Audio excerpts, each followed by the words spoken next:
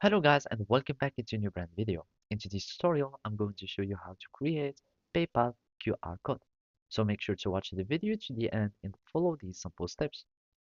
So basically, all you need to do now is just go to your PayPal application and then we will be needing just to go to the menu.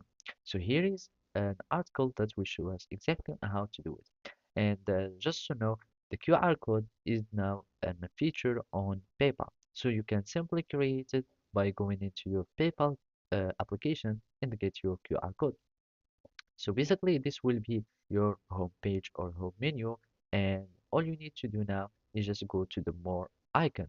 So basically, you'll find the home page, money, invoicing, and you can find other choices.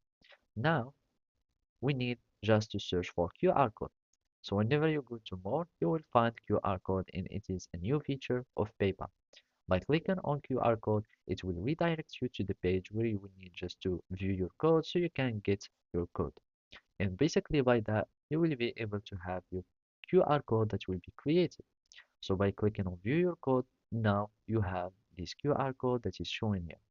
Now either you can click on save to camera roll and it will this QR code will be saved into your gallery as an image and you can send it to other people so they can start scanning it to send you money, etc.